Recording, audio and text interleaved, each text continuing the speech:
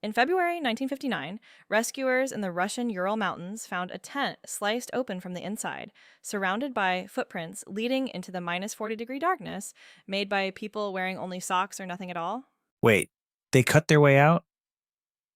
If you're in a blizzard, the tent is your only life raft. Why would you destroy it to get out into the killing cold? That is the question that has fueled 60 years of conspiracy theories. 9 experienced hikers died that night, and when the bodies were finally found, some had crushing internal injuries equivalent to a high speed car crash, yet not a single bruise on their skin. Okay, now I'm hooked. This sounds less like a hiking accident and more like a horror movie. The group was led by Igor Dyatlov, a 23-year-old radio engineering student who was essentially the MacGyver of the Ural Polytechnical Institute.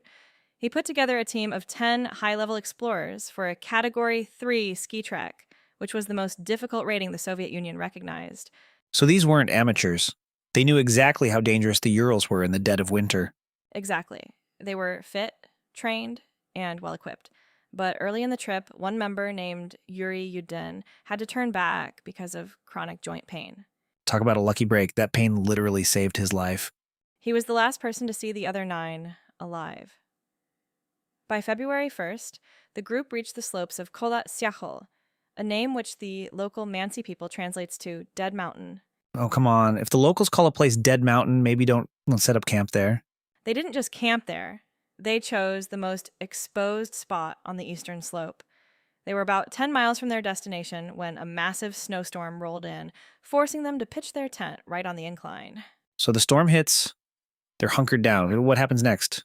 No one knows for sure, but the evidence tells a terrifying story. Sometime in the middle of the night, something terrified the group so much they didn't even use the tent zipper.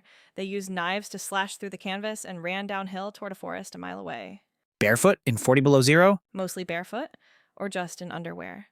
Search parties found the first 2 bodies under a massive cedar tree near the woods, next to the remains of a tiny fire.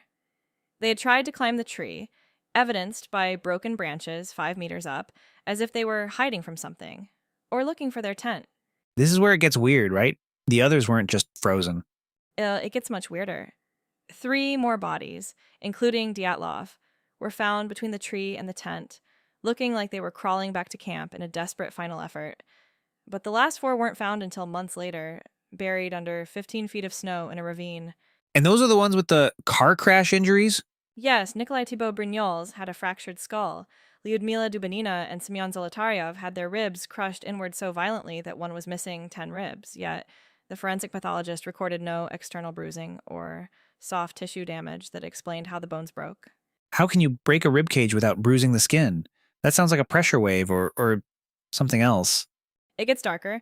Dubanina was missing her tongue and her eyes, and when investigators tested their clothing, they found inexplicable levels of radioactive contamination on 2 of the sweaters.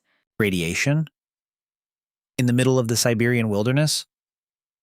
Now I see why people start talking about secret weapons or UFOs. The Soviet government didn't help. They closed the case after just a few months, concluding the hikers died of a compelling natural force. They classified the files and banned anyone from the area for 3 years.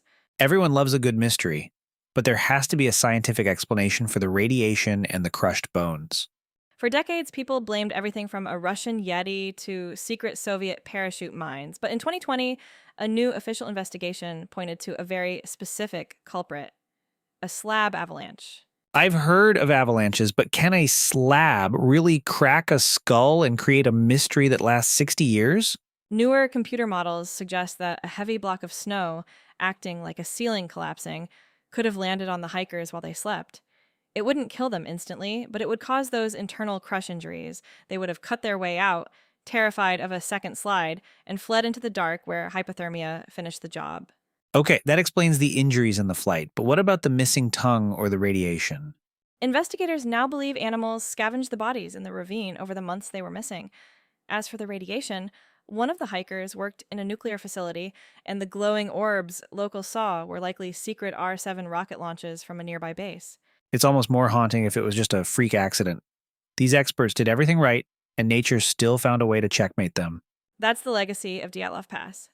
It reminds us that even with the best gear and the most experience, the wilderness doesn't care about your plans. If I'm at a dinner party and someone brings up Dyatlov Pass, what's the one thing to remember?